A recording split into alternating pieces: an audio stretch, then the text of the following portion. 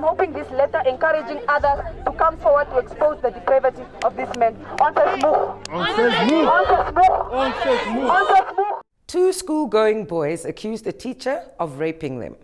Fellow learners stood in solidarity with them and held a demonstration at Jan Mohr Secondary School in Windhoek, sparking a public protest which saw activists, trade unions, and political parties rallying against the manner in which the school had handled the situation. The accused, Aristides Kamutuka, has been teaching for decades and is said to have served as a hostel supervisor, a soccer coach, and a maths teacher. He has also been accused of the crime before, but the leaders, those who were supposed to protect the children in their care, did nothing. The victim is my friend, and this has been going around in the school ever since last year. And me knowing that this is happening as an individual, of course I do not feel safe in my own school. And yes, there are other teachers, of course, that do these things as well. And I just feel like, that's not apart from the rape, but I just feel it was a good thing that we, the seniors, brought it up.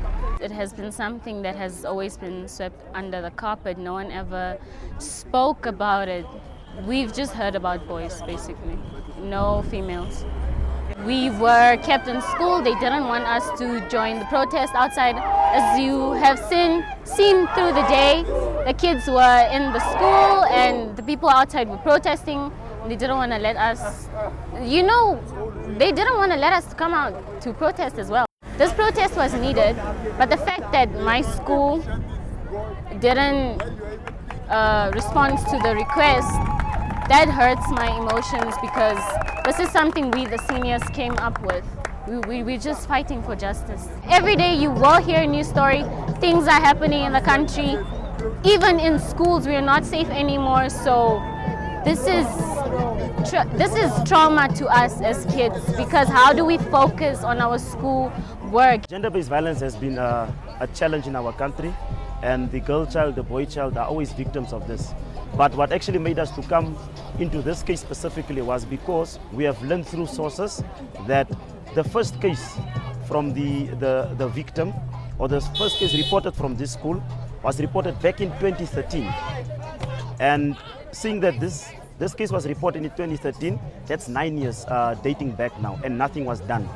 But because a learner came out, because a learner spoke out, let's say because the case reached the public, that's where the school decided to act up. So we then got into this case because we have the opinion, how many more learners did not fall victim to this? How many more learners are out there that are not affected? So that's why we actually came into this case. Yeah, as Nanso, we arrived 6 o'clock in the morning, and we came here, but because the objective was to lock down the school. We didn't want our learners, because as a student organization, we represent our learners. We didn't want them to enter.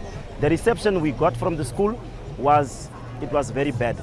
Firstly, we didn't get the audience of the principal. We requested it. We didn't get the audience of any HOD or any management.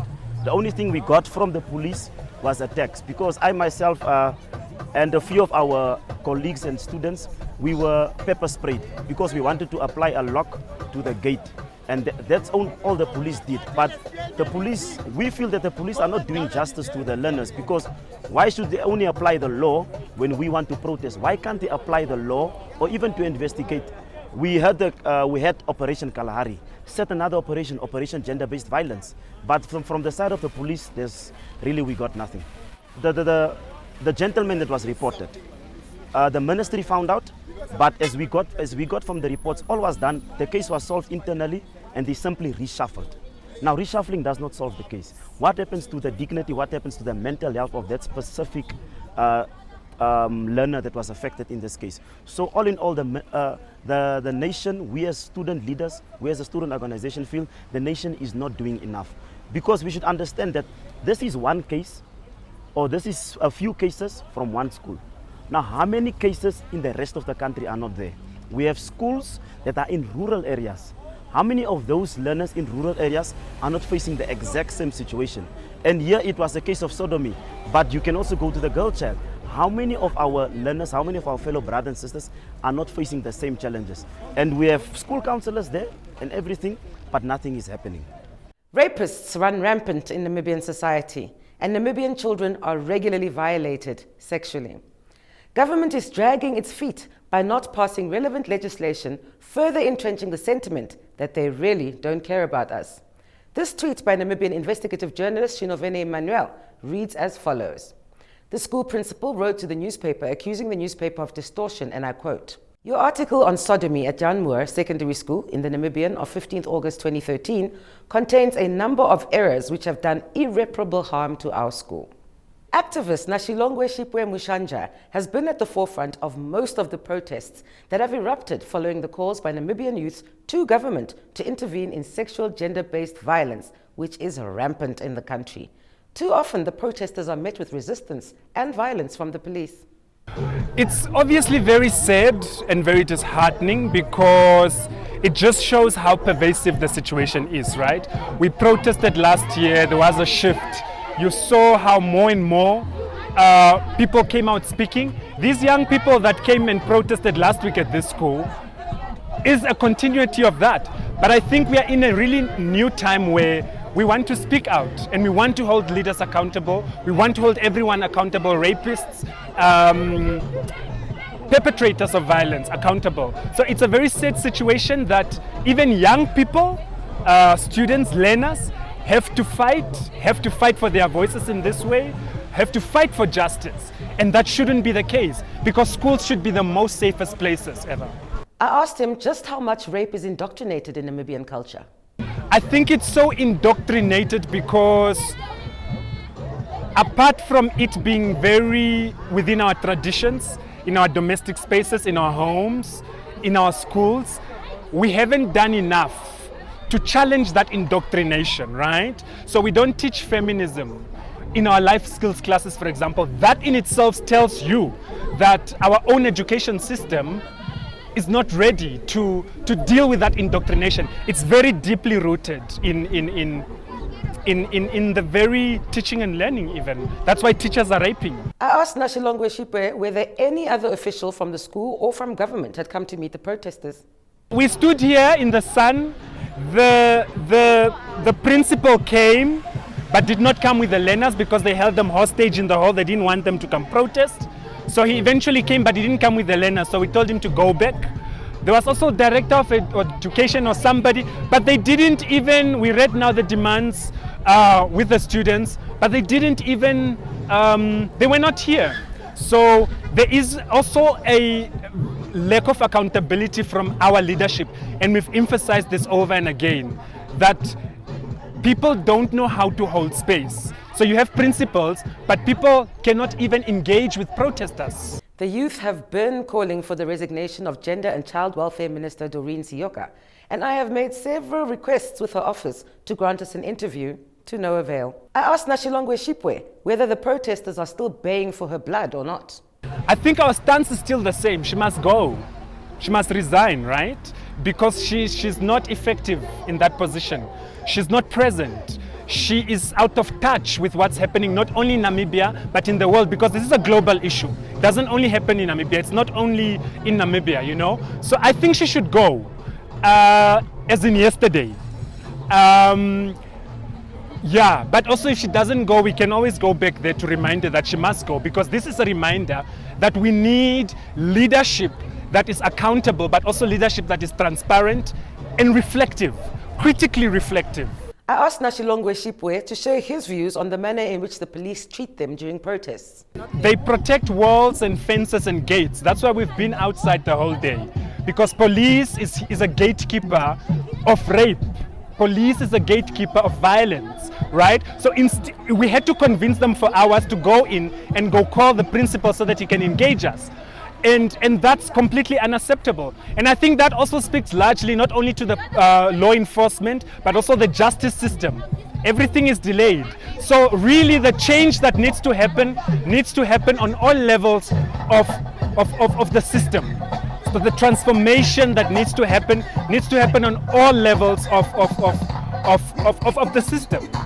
So I don't think the police is serious, because if they were serious, they would have set up shelters of safety by now, which we've been calling for years. We've been calling, shut it all down, has been calling for shelters of safety. None of that is done. I can go on and on and on. So I'm sorry, we are not impressed with police right now. In fact, they were pushing us. They pepper sprayed us this morning because they didn't want us to go in there. So that tells you what their thinking is. They protect perpetrators and walls of schools, but they don't protect victims and survivors of violence. In fact, they can pepper spray protesters who are unarmed. After a long hiatus, the Office of the Ombudsman finally filled the position of the Children's Advocate in 2018. I spoke to Ingrid Hasselman and asked her what her office is doing for Namibia's children. The reason why there must be a children's advocate is because children are very vulnerable based on their state of development. So the treaty bodies to the United Nations Convention on the Rights of the Child, they've recommended, as they do with other countries, that there be a specific person who is dedicated to children's rights, because what we do is we're an individual complaint receiving body.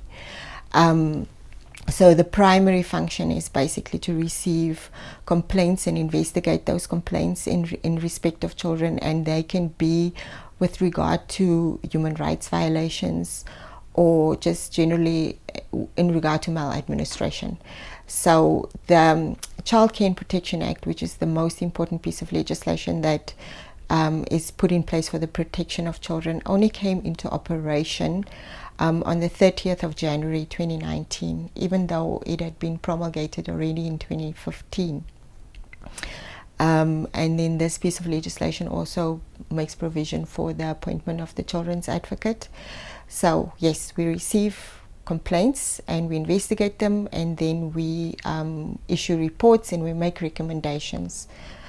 For instance, if because certain institutions must provide services to children, and particularly in government. So the Ministry of Gender Equality is responsible for the implementation of the Child Care and Protection Act. So every little provision that's in there, it's their duty to implement it. For instance, there is a provision in the Act that makes that provides for an offender's register.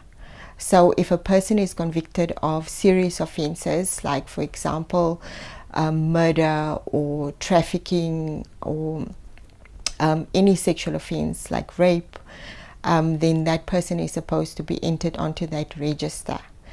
And then the idea is that everybody who works with children, whether or not you are a teacher or you even just a cleaner at a school, so when you in your day-to-day activities come into contact with children, then you are supposed to then get a clearance certificate from the police. Once this provision of the Act is implemented, it has not yet been implemented. So part of our function is also to make sure that the Act is properly implemented. So we, from time to time, we engage the Ministry of Gender Equality about this, and we have then, for the past 2 years since the Act came into operation, we've been in contact, continuous engagement with them and trying to give them the support and encouragement we needed to get these things implemented. And we've recently heard back from the Ministry of Gender that they are planning to have this register operational by March this year. The other thing that we do is we also have the power to intervene in children's court proceedings as a party, and we can also represent children, and then we can also approach the High Court or any competent court for an order to interdict the offending party to stop what they're doing that's harmful to children. In this, the land of the truly brave, where men rape without impunity, we too often find that there are policies and guidelines in place that are often just not adhered to. They have the time and the diligence to change laws so that they can steal from us. But when it comes to being accountable, crickets. I asked the children's advocate, Ingrid Hasselman, whether she thinks the Minister of Gender Equality and Child Welfare, Doreen Sioka, is doing enough to protect the rights of children. There are certain areas in which they are certainly lacking. And when we pick up on things like this, so we can do own motion investigations when we see, when we pick up in the media, especially about children's rights violations, or if somebody brings it to our attention.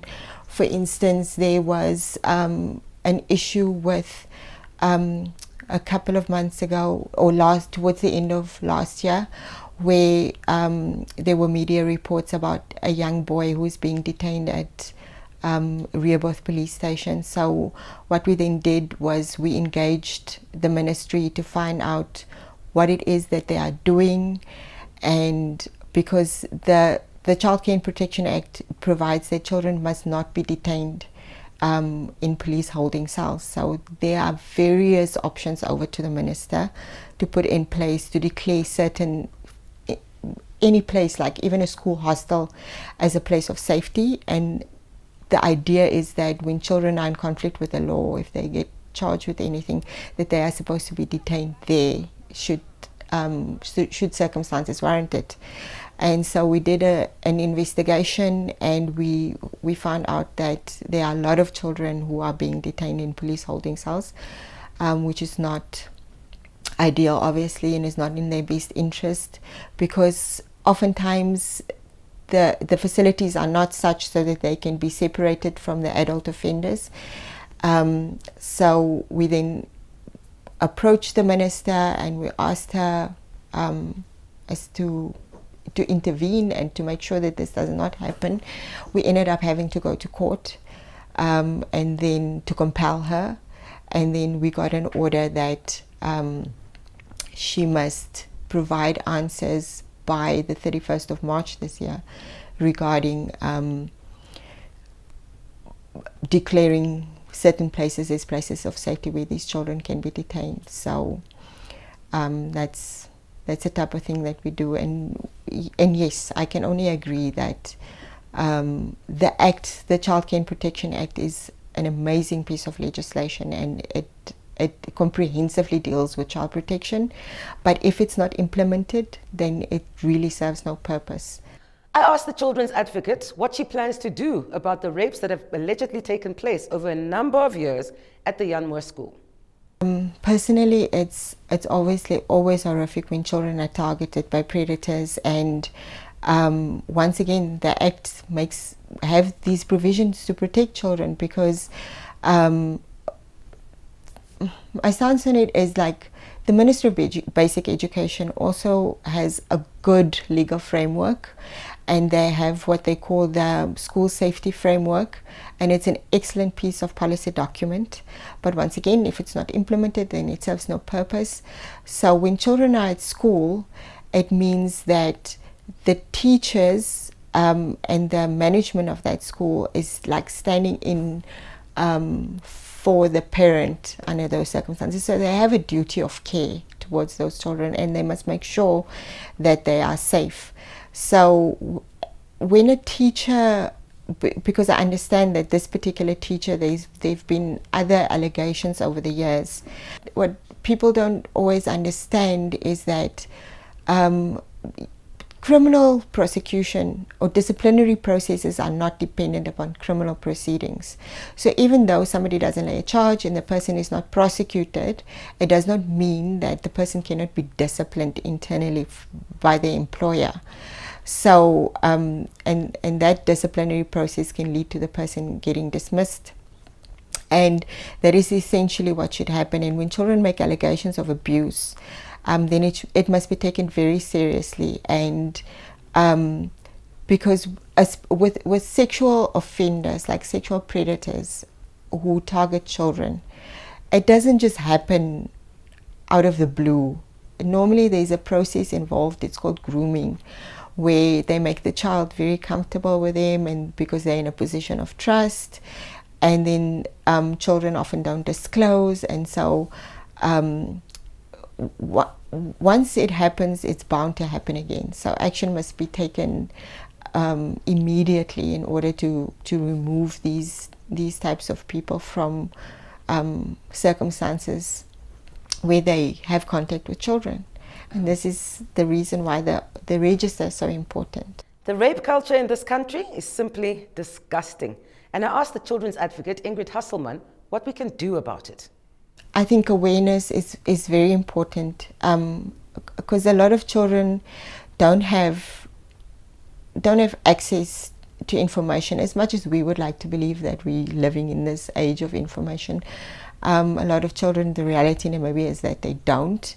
There are certain cultural things and societal things where children are raised to be seen and not be heard, and that all of those things contributes to children either not, number one, not knowing their rights, and even if they do, they don't have that ability to assert themselves and to demand for their rights to be respected.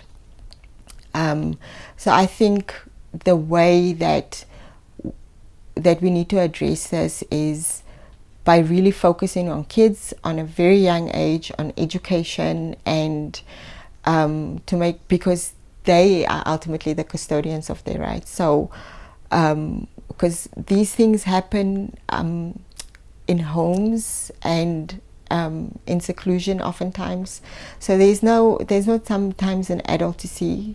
What then happens is that we must empower children to take care of themselves, to assert themselves, to tell an adult when something's happening, when something's not right. Like so many kids don't go to school, and it's the parents' responsibility to make sure that a child goes to school. But